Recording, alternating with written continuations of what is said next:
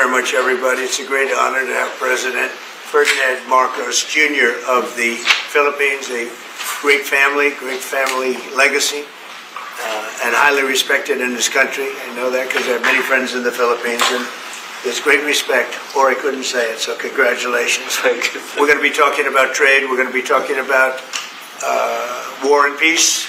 They're a very important nation militarily, and we've had some great drills lately. We're back with them. I think I can say that the last administration was not getting along with them too well.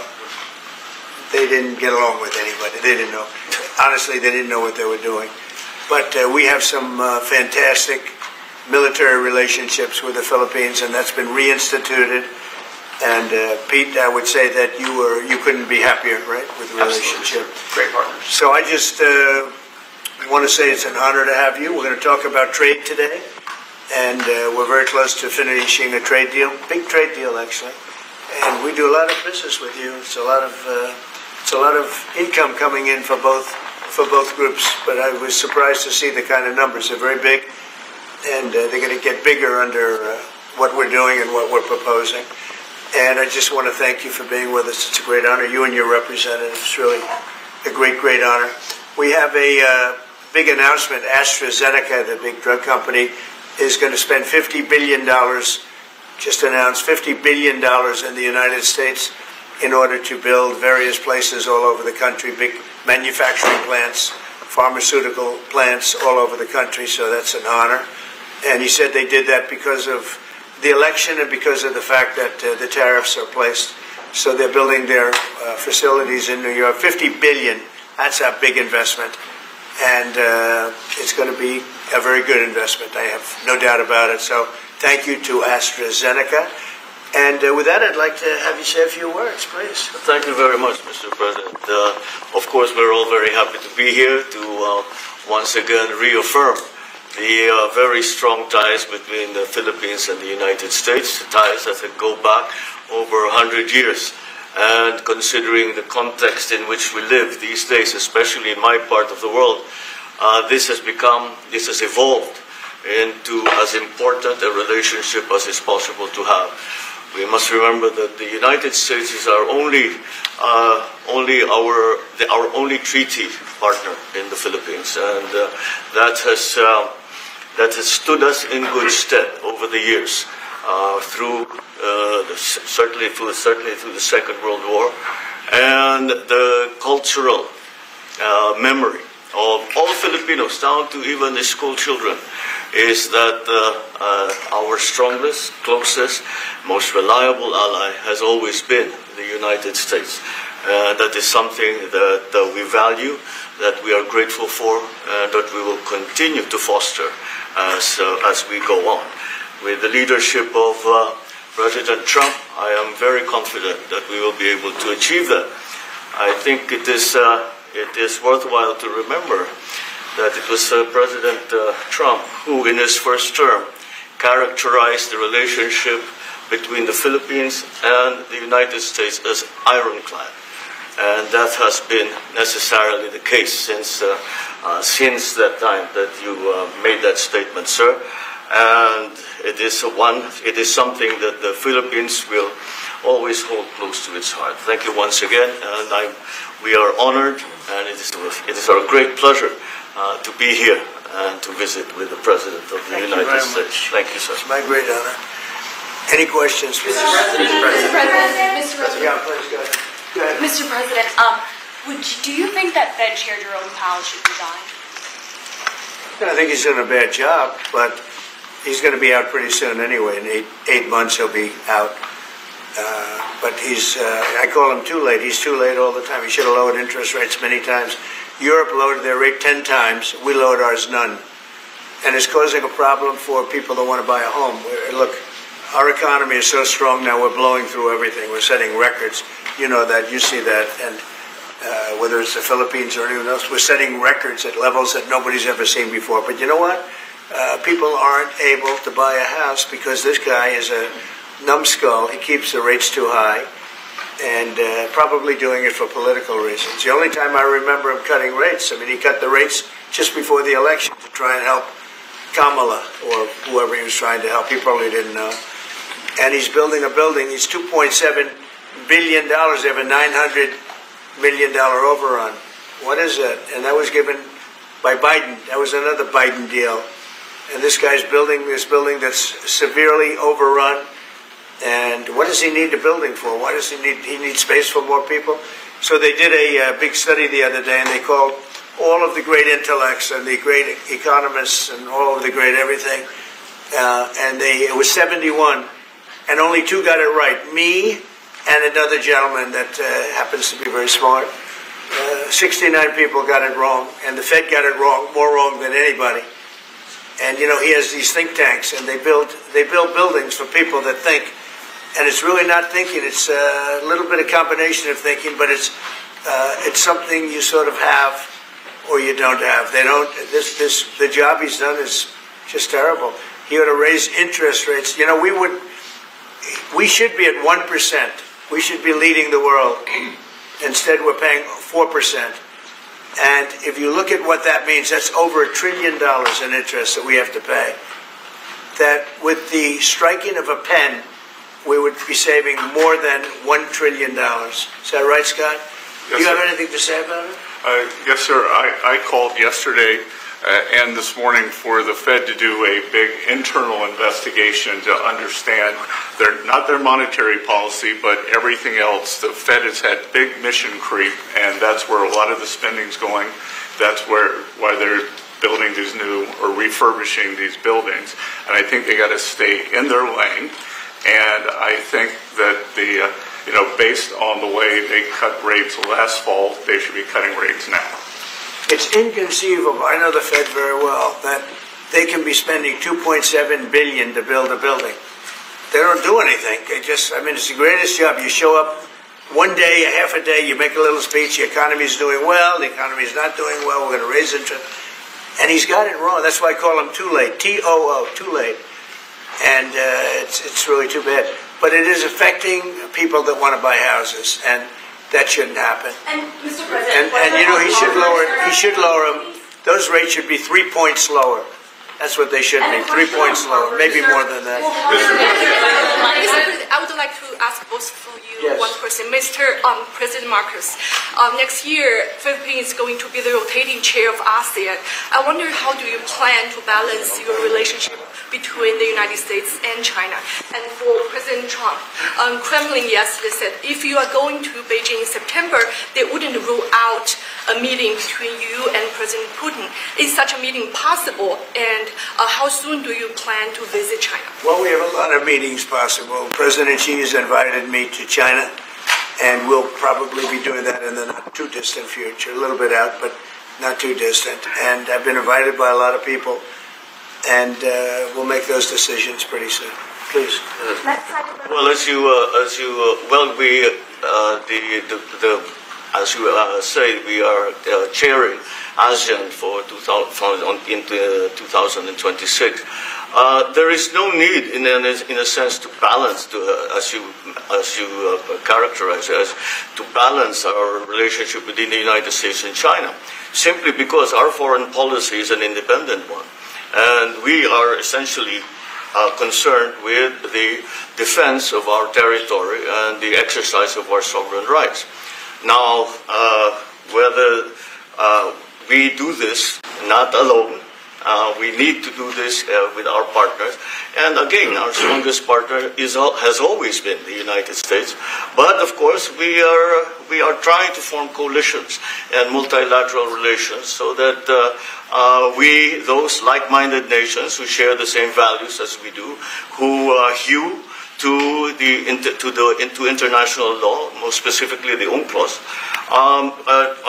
present that position very clearly to anyone who has intentions of unilaterally changing the world order, and that is how we are guided in that. And I don't mind if he gets along with China, because we're getting along with China very well. We have a very good relationship. In fact, the magnets, which is a little complex piece of material, but the magnets are coming out, very well. They're sending them in record numbers. We're getting along with China very well, and I don't mind if the president dealt with China, if that's meant, because I think he has to do what's right for his country. I've always said, make the Philippines great again. Do whatever you need to do, but you're dealing with China wouldn't bother me at all. Well, now it is something that we have to do in any case. Yeah. Certainly.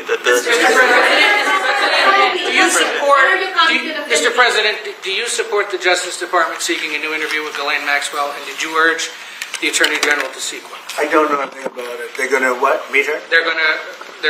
Your Deputy Attorney General is reached out to Ghislaine Maxwell's attorney asking for a new interview. Yeah, I don't know about it, but I think it's something that sounds appropriate to do. Yeah. Do you have any concern that your Deputy Attorney General, who's your former attorney, would be conducting the interview, given your past relationship? He's a very talented person. He's very smart.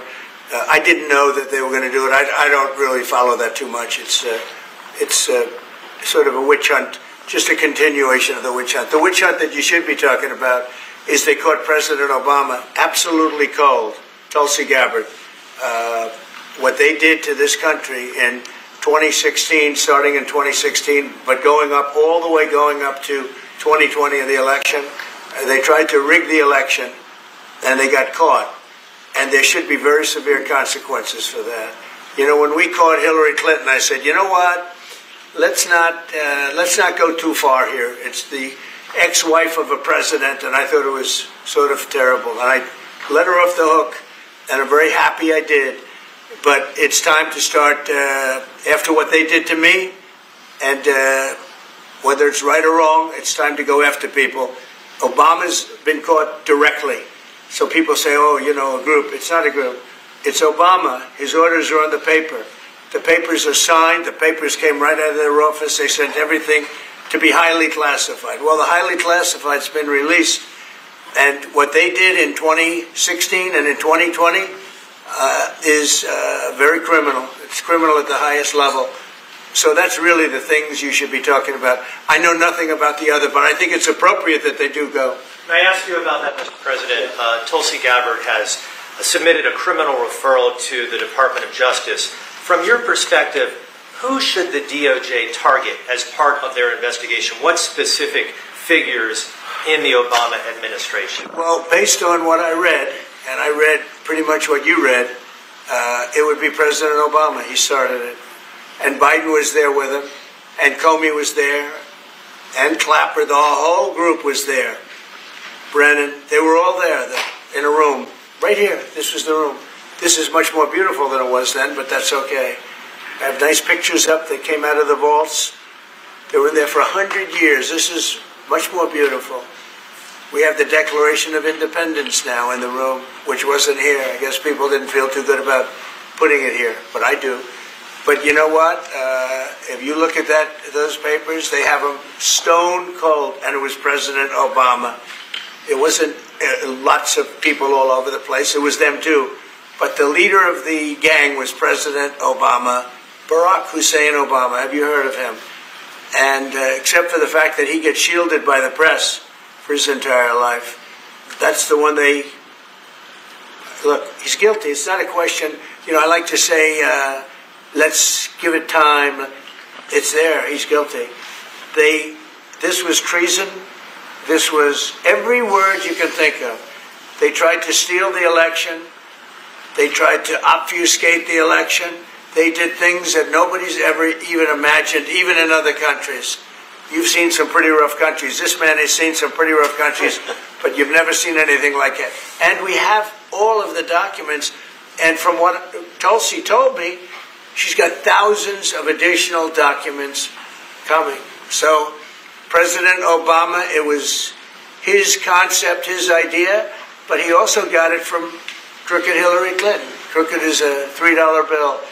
Hillary Clinton and her group, the Democrats, spent $12 million to Christopher Steele to write up a report that was a total fake report. Took 2 years to figure that out, but it came out that it was a total fake report. It was made up fiction. And they used that. Now, the one thing they weren't able to do was to, and probably the only thing I respect about the press in years is the press refused to write it before the election. They refused to put it in. The Steele report was a disaster. all lies, all fabrication, all admitted, and admitted fraud. She paid $12 million, and the Democrats, for that report to a wise guy named Christopher Steele.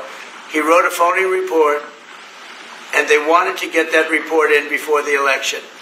And I'll tell you what, I talk about all the time, the fake news, how bad it is, but in this case, they wouldn't do it. They saw it, they read it, and they said, we don't believe it. And it was only after, substantially, like a month and a half after the election, that it got printed, and it was a big wisp. It was just like a bang of nothing, because the election had ended. If that report had gotten published by the New York Times or somebody, and I respect the Times for maybe only this, because they're crooked as you can be. They're a terrible paper, a crooked, corrupt paper. But for this one moment, they said, this is bullshit, we can't put this in.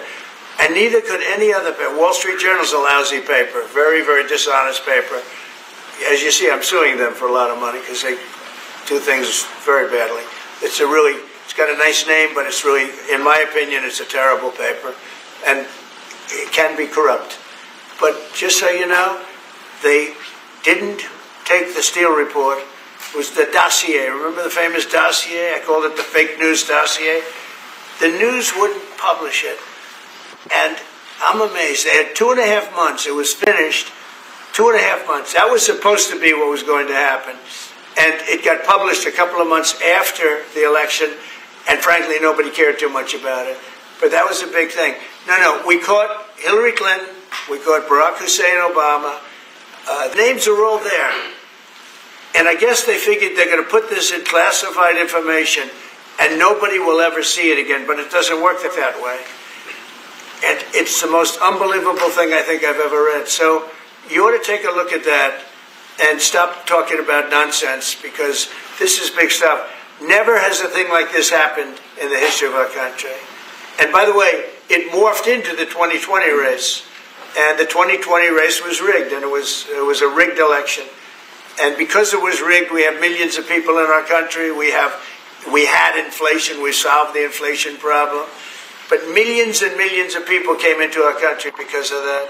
And people that shouldn't have been, people from gangs and from jails and from mental institutions, people that we don't want in our country, people that we're getting out, dangerous people.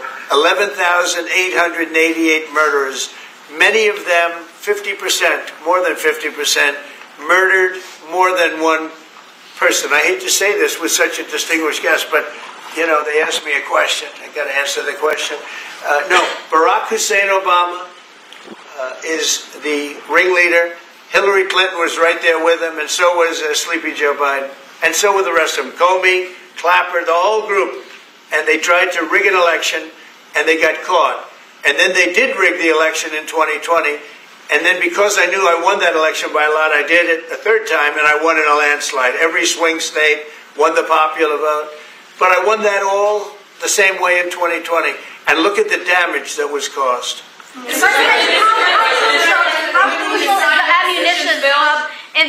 How crucial is the ammunition hub that the U.S. plans to build in Subic and the Luzon corridor, considering that these will be built in areas that host strategic ports as well as military air bases? You're talking ammunition? Yes, the U.S. House Congressional Committee on Appropriations approved a budget. What's very important. Otherwise, we wouldn't have approved it. Sorry? Yeah, it's very important. Otherwise, we wouldn't. We need ammunition. We're going to end up in a few months, we'll have more ammunition than any country has ever had. We're going to have more missiles than any country has ever had. We're going to have all the speedy missiles. We'll have the speedy ones, the slow ones, the accurate ones, the ones that are slightly less accurate. We have everything. But we will have more ammunition than any country has ever had. It's very important to me. And how Go ahead, please, Red. Sir, when you say that you're close to making a trade deal, what gaps remain? And for President Marcos, sir, I was just wondering, do you not think that perhaps the Philippines hosting U.S. missile systems could be considered escalatory by China, especially because they can strike deep into mainland China? Thank you. Well, it's an honor to be with this gentleman. You know, I've known him, and I've known his family, actually, but I've known him. And I assume you're from the Philippines? Are you from the Philippines? Yes, sir. That's good. You're very lucky to be from the Philippines. It's a great place. But we're going to have a very good relationship. I mean, I know you had some problems with another president, and it was not your fault. It was the president's fault. And the country was maybe tilting toward China, but we untilted it very, very quickly. But you know, you had a country that was tilting toward China for a period of time, and I just don't think that would have been good for you. You can deal with China, you should deal with China, but when I got elected, everything changed, and they came right back to us. President Trump, will you consider extending the Say it again? Yeah, Brian, go ahead. Oh, Mr. President, I just wanted to piggyback off the Sorry, I housing. have a question to President Marcos. I'll let Yes. I'm sorry, what was the question again? It was about whether having U.S. missiles hosted in the Philippines could be considered escalatory by China. All of what we consider part of the modernization of the Philippine military is really as a response to the circumstances that surround the situation around the South China Sea and now what we used to refer to as Asia Pacific, which we have expanded now to the Indo-Pacific. And if we would certainly, like in any kind of military spending, we would wish that that wasn't necessary, but it is. And so that is what we are doing. And as an adjunct to the question about the ammunition production, this is actually the United States is assisting the Philippines in what we call our self-reliance defense program, which is to allow us to be self-reliant and to be able to stand our own 2 feet, whatever the circumstances that occur in the future. And that the reason that we have encouraged more interaction with the United States is because it is necessary. And it is not just with the United States. It is with all our neighboring countries and even countries as far afield as the Scandinavian countries, the EU. And so this is an ongoing process. And again, I will stress the point that we do this because we feel it is necessary. Don't forget, just as tantamount to what you're asking, the Philippines were loaded up with ISIS and a lot of terrorists, and they were at a very, very dangerous point. And during my administration, we went in and we wiped them out, working with the Philippines, but we wiped them out. But if we didn't go in, I don't know what would have happened. I don't know who would be your president right now. But we spent a lot of time and a lot of talent on going into the Philippines and wiping out terrorists. They had a tremendous problem during my administration. And we cleaned it up, we got them out, and now you really have a good, solid country again. I believe so, yes. How can you make Mr. President, I want to follow up on the housing question. Yeah. You've got no tax on tips, no tax on overtime, no tax on Social Security. How important is it we have no tax on home sales, capital gains, to unleash the housing market in this country? Well, we're thinking about that, but would also unleash it just by lowering the interest rates. If the Fed would lower the rates, we wouldn't even have to do that. But we are thinking about no tax on capital gains on houses. And I'm very impressed that you asked that question because nobody knew that. Well, how did you find that out? That's very. I wonder why there's somebody I'm very close to. There's a leaker. There's a leaker. I've also got a question. I find it a very interesting world that we know more about two people at a Coldplay concert just hours after that viral video than we know of Thomas Crooks 1 year after attempting to assassinate you. What is holding back the investigation on Thomas Crooks? Well, they've reported to me and they've told me things, and they really say they haven't found anything that was abnormal. I would say this: the Secret Service was very brave because they were right there and they jumped on me. They made a mistake. They should have had somebody on that roof, and they should have had communication with the local police, who also, they did a very good job, but they made some mistakes, and we have a whole different group of people now. I don't think anything can happen, but I think we have the best people anywhere in the world right now, and I think they've learned. And they went into him very, in great detail. They gave me the whole thing, and what can I do? They say that it was just a nut job that was looking to do this, and I spoke with the FBI. The new FBI. I spoke to the FBI, who was the old FBI. I wouldn't have believed a thing they said, because the old FBI under Comey was crooked as hell. He was one of the most crooked. Everybody should read the Horowitz report. Unfortunately, Bill Barr didn't use it. But the Horowitz report, not appointed by me, it was a report on Comey and the FBI. It is one of the worst shots at a human being I think I've ever seen. In fact, the New York Times did an editorial that was one of the worst editorials I've ever seen about anybody. That was about Comey. You ought to go back and get, and Barr didn't use it because he didn't have the guts to use it, or something happened. I don't know.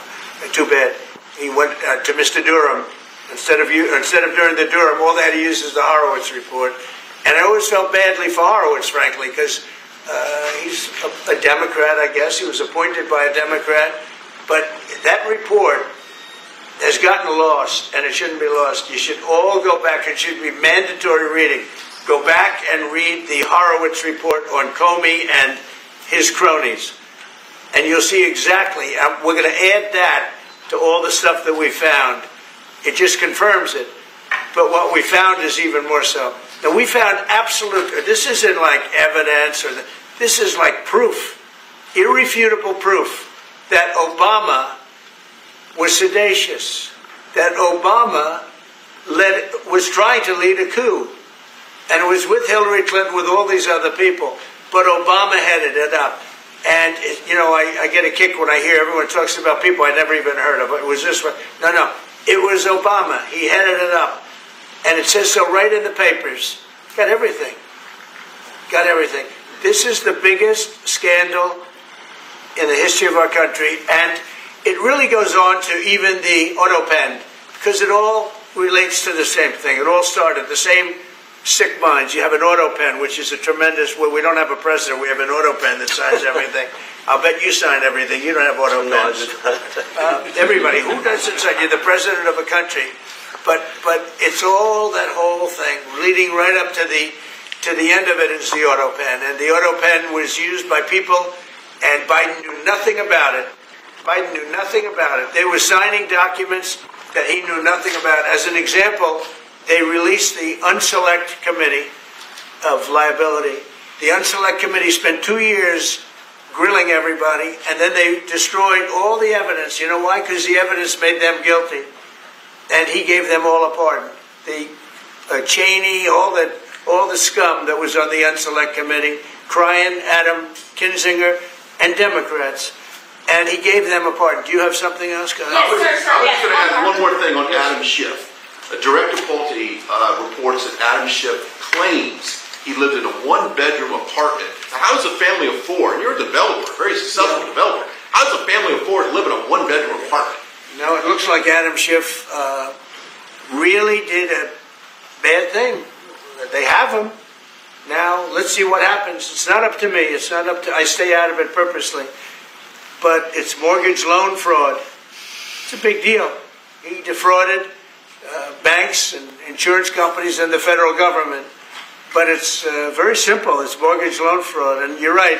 It's a lot of people to live in a one-bedroom apartment, right? But he put it down. But he has a lot of other things far worse than that. So, no, Adam Schiff, they have him 100% on mortgage fraud. Now, if there's anybody else in this room except you would have no problem. But anybody else in this room, you'd have a problem. I'd have a problem.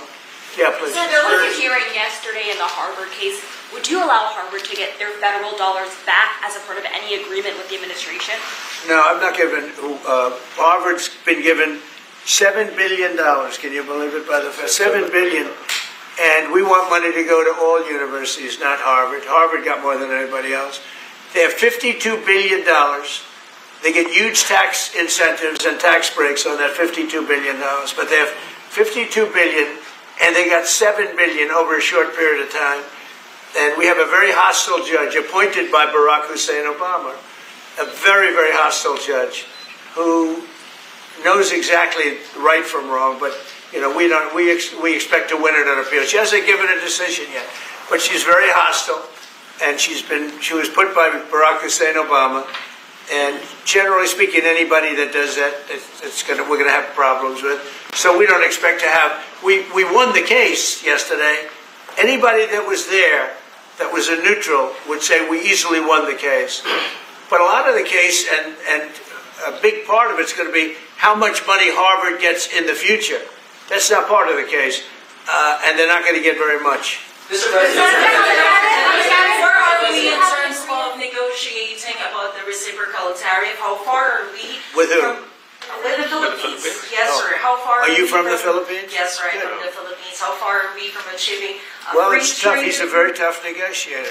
So far, we're not there because he's negotiating too tough. In fact, I used to like him better than I do now. He's too tough. But we'll probably agree to something. But he's strong, a strong negotiator. He loves your country.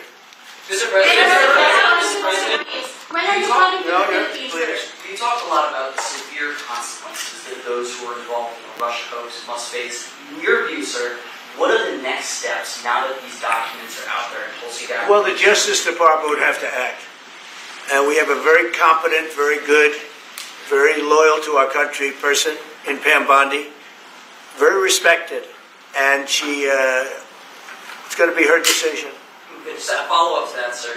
Kristi Noem is in New York City visiting an off-duty CBP officer who was allegedly shot this weekend by an illegal alien who came into the country during the previous administration. Right. What is your message to any local leaders who continue to push sanctuary city policies after this nearly tragic incident?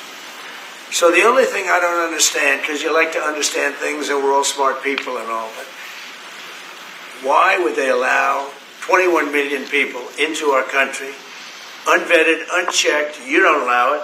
You wouldn't allow people then. He's tough. No, the country's run properly. Biden and his group of thugs, and I don't think it was Biden, I think it was the people that surrounded that beautiful Resolute desk right behind you. They allowed 21 million people, probably much more than that, and many of them came from jails and gangs and drug dealers and mental institutions, insane asylums. Many of them are very sick. 21 million, probably 25 million, probably even more than that. And we're getting them out. Many were murderers, as I said. They killed people. Many killed more than one person. Stone-cold murders. I don't understand why they would have allowed that. There's only two reasons. The vote. Is there one voters? It's one reason. I don't think they would have done it for that because they cheat. You know, they're so good at cheating, they don't need that. But the vote, and the second reason is they hate our country. I think they hate our country. I actually do.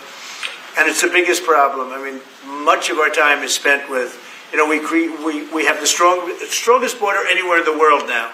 Maybe even stronger than your border, if you can believe it. We have no people came in last month, zero, which is pretty amazing. I'm not even sure I can believe that. But liberals are the ones that do that calculation. So, but we had no people come in. A year ago, we had hundreds of thousands of people come in. Hundreds of thousands of people. And they flowed in. And if it wasn't for the election, it would have been millions of people came in last year. So millions of people prior to election time, they allowed millions and millions of people to come into our... I mean, you saw it. They'd open the gates. If you took an Alabama-LSU football game that holds 128,000 people, I was there, 128,000 people, and I liked them and they liked me. But if you took that and doubled it, that's what used to flow into our country on a daily basis. It's not even believable. And we're getting them out, and we're starting with the worst ones. And we had a man shot yesterday, a police officer who's a great gentleman, shot right here in the throat. Probably won't be able to speak again. But he was brave, and he shot the other guy, and they ended up getting him. And you saw the scene where his friend took him to a hospital and dumped him down on the sidewalk. The whole thing was crazy. But why would anybody do to our country what these Democrats have done? And honestly, we can never forget it. We can never forget it. What they have done, the damage that they've done to America is very, very sad. Thank you very much, everybody. Thank you, Fred. Headed out right today.